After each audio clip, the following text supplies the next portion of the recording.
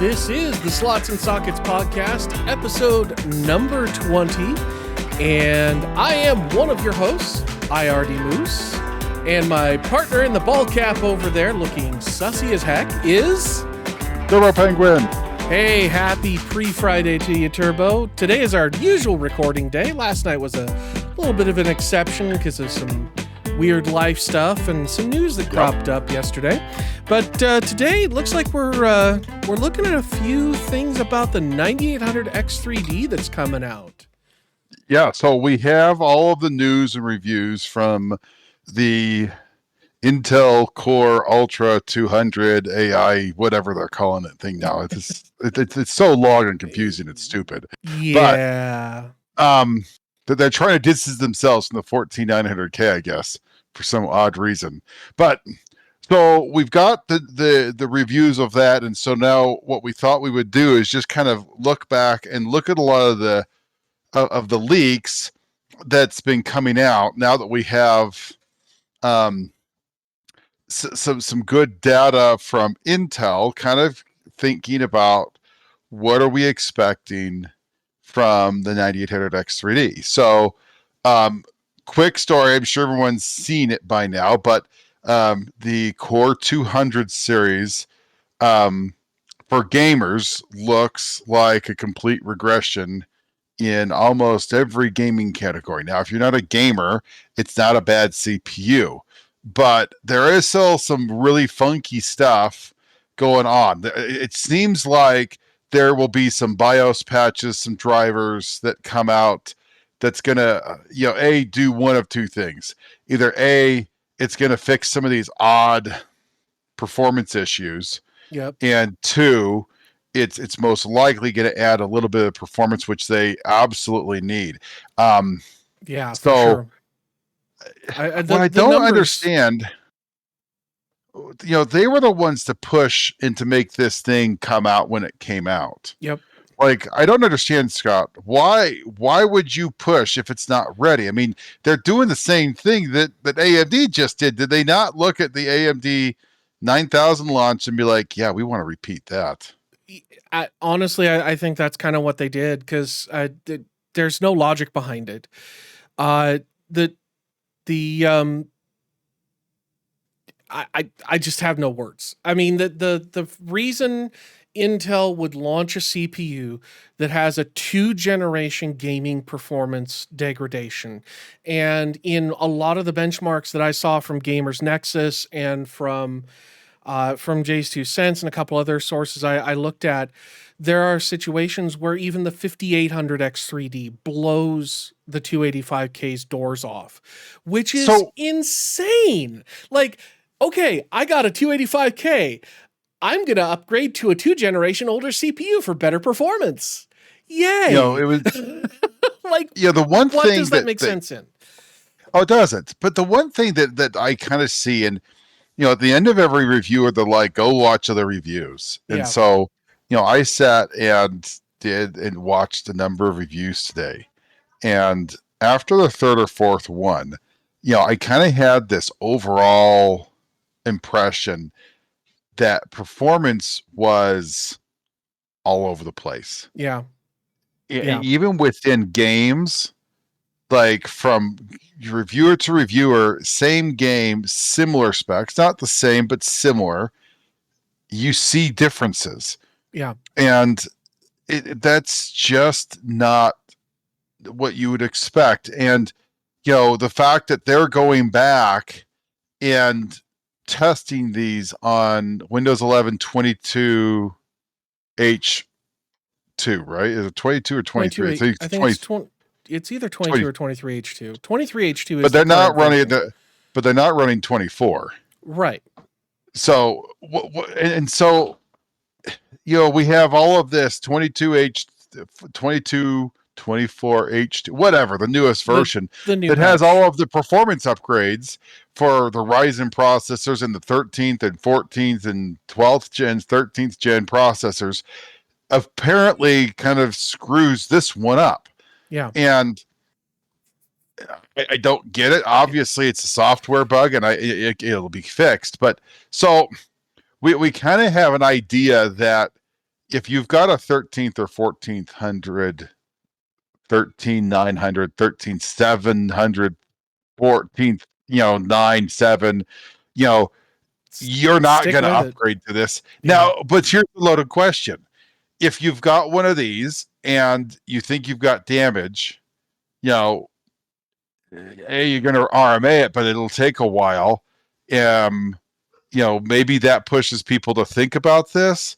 But I mean, if I look at Micro Center, I can get a 12900K motherboard and 32 gigs of RAM for 289. I Shoot, I don't see how I think you I could don't even see how you socket it. wouldn't. I think you could even socket a 12900K into a 14900K board. You could. You Which, absolutely could. I mean, so yeah, I mean, there's the 285K. Why they even mentioned gaming for it is, again, they're pulling from AMD's marketing guys and just saying, "Oh, it's the best in this." No, it's not. It's No, just it's not. straight up, guys. And here's No. the thing that really gets me is I think it was in the Gamers Nexus video they were talking about having to deal with severe run-to-run variation. And that is something that when I did that testing in the lab, we did not allow to get away. Like if we ran into a situation where we had repeatable run to run variation like that, we would start sending up JIRAs to the development team and be like, look, hey, we've got issues here. Don't know if it's silicon, don't know if You, it's you, the you know driver, why? but You know why we have this, it's a Scott? problem. Because they're not validating. Right. They're not validating like they used to. Well, They are actually, running this out the door as fast as they can, and you cut validation time out because you don't have time to test it. Because at the I end of don't the think day, the financials are what's pushing this launch. Because it's not true. the product's True. not done, it's not ready, it's not something that really you can tell it's been rushed. They're Yeah. trying to get this out the door so they can have sales that show investors that they're making sales. Now, one of the downsides of what they don't realize is that by doing this, they're giving sales to their competitor in TSMC, Mm-hmm. and while their fabs are sitting vacant Right. because their fabs can't apparently make this. Well, and part of the issue too is that I don't think it's that they're not validating. I think it's that they're relying too heavily on automated validation. Because that was one of the initiatives that I was working on in the lab and trying to help at least get some first level game testing validation in place so that we could send just a job to a collection of mobile boards sitting in a 48U server rack that would just load an OS, load the game, run it, gather the data, and go. And so we could do fast iterative benchmarking on these things. But some of the things I've heard from friends over the years is that they've gotten rid of a lot of the human run teams that did the validation and actually watched and were relying more heavily on automated tools, AI, and things like that. And I have a feeling that that's bit them in the butt this time. In fact, I have a feeling that's part of what bit them in the butt with the 13th and 14th gen not catching the issues with the ring bus nuking itself to death. And, I think, look, it's a with combination the of things. look, there's enough people who have come out to said ring bus is always something they've looked at and have been Mhm. looking at it. My guess is that there are a number of engineers when all of these failures started to happen, like, yeah, it's the ring bus. My guess is there was a team that was like, yeah, we know what it is. Yep. Like they didn't have to look. There were people who were like, yep, this is what it is. Yeah, we're just We pushed it too pushing too hard. much voltage, pushing it too hard. They knew instantly. But with that being said, so you kind of get an idea of where the 285K sits for productivity. It seems like it's okay. I wouldn't Yeah. say it excels. I wouldn't say it's amazing, but I would say let's just say good. Um, in medium tasks to light tasks or variable tasks like gaming, it struggles mightily. Yep. And that's where I think the problem is that the vast majority of people, from light browsing to gamers to basically anybody other than maybe content creators or, people who work on high load, you know, videos or compression or large files, or those people are just not going to do very well, and they're going to see a regression on performance. So the one thing, let's look at and say, okay, so 9800X 3D. So a couple of things we want to point out. So we've seen some leaks, and it's all but been confirmed on the box. So we've got an idea, but on the box it says second gen 3D V cache. Yep. Then MSI has a snapshot of a setting in the BIOS where you have Vcache, where you can turbocharge your Vcache. Now, the notion and what we heard from MSI was, yes, this is going to be for performance boost for both 9000 X3D and 7000 X3D. So those parts are going to see bumps with that mode enabled. Okay. Right. Now, how much, what it does, I don't think anyone really knows. Whether that's a infinity fabric piece, whether that's actually clocking up the cache faster. Hmm. There really wasn't much talk. I'm sure that MSI is going to be very loud at showing what they are doing with that. But so let's just think about the Gen 2 Vcache. So if I had a 7800 X3D with the second gen Vcache, we're going to see a performance bump just because we're going to see some efficiency upgrades, Right. some speed upgrades of that. And one of the things that I'll point out is that 3D Vcache is super important to how well these processors work. Yep. If you look at the 7800X versus the the X3D version of it, there's a huge gap, not in the absolute like raw processing power, but when it comes to gaming, it is hugely beneficial. Yep. And so if you can get 4, 5, 6, 7%, I don't know. No one has any ideas of what this looks like. But when you see that in gaming, my thought is, wow, we're going to see that efficiency upgrade right then and there, on top of the efficiency we're seeing between Zen 4 and Zen 5. Now, okay, the other thing is that a number of leaks are saying 8% over the 7800X3D. What Okay. do you think of that? Uh, well, yeah, and even AMD's internal slides that have leaked as well kind of show that 8%. So, I, Okay, so when I see numbers like that coming from marketing team, I like to cut them in half and say that's probably closer to what it is. So I would say if we see a 4% boost over the 7800X3D, that I think would be reasonable until we actually see silicon and get hard numbers from, benchmarkers who do this stuff professionally. But, either way, any way you slice it, it's going to see an improvement in performance, because one of the things that I've seen touted is an improvement in the thermals as well. So the ability of the Vcache to transmit the heat from the CPU through it and into the IHS. And if we can improve that, that's going to improve the time you spend at higher boost clocks.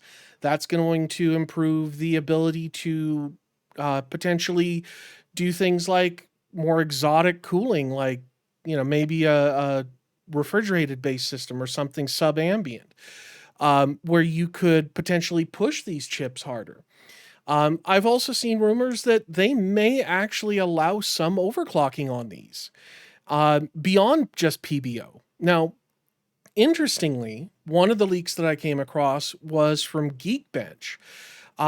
The box right now for the 9800X3D that we've seen says it's got a 5.2 boost clock, but Geekbench's results are showing 5.3. Now, that could be a rounding error. That could also be that they have PBO running.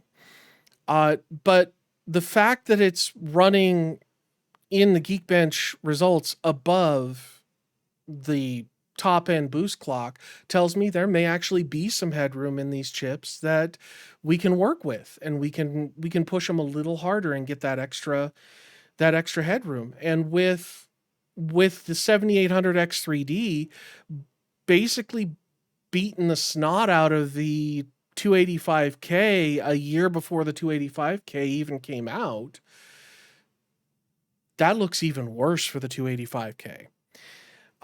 Especially if the 9800 X3D comes out at a competitive price, because we very likely could have a new King of the Hill before that King of the Hill even hits the shelves. And I kind of suspect that's the situation we're in right now. So Just here's my thought. My guess is that we've got with AMD. Um, I don't know if they've locked down their their clocks yet. I think they wanted to see how it stacks up. I think we'll load low really quick. The notion that we have 5.3 showing up all of a sudden mhm. means I'm guessing that they're looking at this. I don't think there's an issue with the chips being able to do it. No. I think that's not even a question. 100 megahertz is not the end of the world for pretty much any chip. Um, but I do think that that's a really interesting understanding is that I think AMD is playing these very tight. We've seen some very, very vague talks of like 4.7 gigahertz base for the 5.2. Now we're seeing 5.3. So I wouldn't be surprised, but I do think if they unlock overclocking on this chip, even if they don't do it at launch, Mhm. if they promise to unlock it, if you can get 5.5, 5.7 all core, it's going to be a very, very interesting, because right now the X3D chips, they're plug and play. There's no making it go faster other than some PBO settings, and even then that's limited to what you can really get out of them. But if you can get all core at a 5.7, 5.8, heck, even if you could get it up to like goodness, a 6.0, that's going to be a really interesting piece, Mhm. because it sounds to me like on the Intel side, it's almost like to be competitive, you've got to overclock, but you're not getting a lot of gains. It seems like within like their architecture, there's something else limiting minus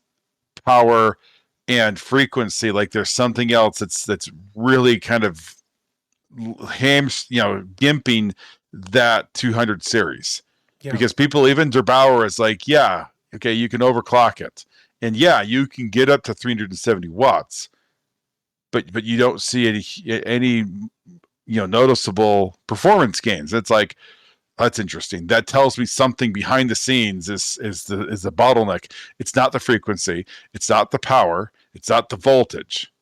Um, Maybe it's the and Ray bus. very possible. Um, but the notion is, I think with the 7800, I mean, if I had to put a number on it, I believe we're going to see 12 to 15% over the 7800 X3D. I think AMD is being very cautious with their numbers. Marketing is putting these low on purpose. They do not want to have a repeat where they overpromise and underdeliver. They want to underpromise and overdeliver. They want to say 8% and have it just come out at 15, 14, be like, that's amazing. Our engineers are so good. They gave you more performance than we thought you'd get. Yeah. you know, Oops. it Free just performance. Yeah. you get performance and you get performance. Everybody gets free performance. Right. Like that's kind of what I think AMD. I sure hope what they're doing. Now the target is if they say 8%, it's got to hit 8%. It has I to. think they Yeah. can. I think they can do it, especially if we're talking efficiency upgrades with the cores. We're talking to 3D X3D cache upgrade. We're talking boost clock upgrades. there's nothing here that makes me think that they can't do it. Right. Look, the honest truth is, I really think now that we've got the 200 series reviews out, I really believe the next 2 or 3 days are going to be really big Yeah. because one of two things is going to happen. AMD is going to come out and say, "Yeah, this is what the X3D is going to be." They're either going to come out and just say it, or you're going to get a ton of leaks that are all saying the exact same freaking thing, and it's going to be people who have these chips that are running, and they're saying, "Yeah, you can say this. Yeah, you can say that." And content creators are going to love the crap out of that, and they're like, Yep. "Guys, this is what we're seeing on ours," and they're going to lift the NDA and say, "You know what? Have at it," or they're going to say, "You can say this, this, and this." So do we have an actual street date for the 285K? I know this morning was the lifting of the embargo, but is that coming end of October? Because AMD, if I recall correctly, said the street I date believe you for can buy the it right now. Oh, you can. Okay. Um Yikes. So I would expect to see embargoes lift on the Micro Center 9800 has it in soon. stock. I could go buy it right now. Do you wanna? No, look, same thing we said before. Yeah. Um, Yeah. you should not go out and pre-order computer hardware until you've seen reviews. Right. You absolutely should not. And Oh, usually, sorry. personally, I recommend waiting, a couple of months. Now, in the case of the 13th, 14th gen, didn't really help a whole lot. But generally, I typically recommend waiting a couple of months after the release to see if there's any big show-stopping issues like, oh, look, I'm going to get permabanned from a game if I play on this CPU. Well, Intel. okay. So the other thing I would just point out, um, Intel has not come out and said that the next generation of processors is going to be on the same socket. Yeah, that's And a good point. it's now AMD has said that the next gen it should come out and should be on AM5. Now, there's no guarantees. I get that. They have not come out and said Zen 6 will be on AM5. Right. But they've said stuff loud enough for people to read between the lines. Um, Intel has said things, but they haven't said that the next gen is. Now, and I think there's so much going up that there may be some understanding that they can't use the 1871 sockets for the next gen if there's where they need to reconfigure it. Yeah. And that in lies an issue. So, the one thing I would caution people, if you need a processor and you're looking at these processors, I really think the one thing you've got to look at is look at what AMD did with AM4, and they're doing it with AM5. I've got Zen 4, you've got Zen 5. It's going to be the general consensus Zen 6 will be on the same board. So the ability to go to a Micro Center, buy the 10,800 X3D, whatever the heck they're going to call it next. It's probably some stupid AI name is what it'll be. Yeah, they'll probably do the dumb names this time you'll be around. able to, but the notion is you'll be able to do a BIOS update, drop the chip, and get performance. Yep. And I really think that we're going to see some really, really interesting stuff. And so the only thing I have to say is I think this is where I think the AMD really has the performance. I really think AMD has a performance boost. I think people feel good about them. And I have to admit, this is not the launch that Intel needed. Yeah. Now, with that Not by a being long said, shot. I do think AMD is in the same boat. They have to have a good launch. Yep. But I feel like AMD is set up to not screw this up. I sort of have the feeling that like they screwed up the 9000 series launch, and they're like, okay, we know we can't repeat the same thing. We're going to do these things differently. Hopefully X3D launch is super positive and champagne falls from the skies and angels come and the gaming gods bless us with a double-digit performance gain, and everyone's frags goes up by like 2 frags per kill, right? I mean, Yeah, there you per go. death.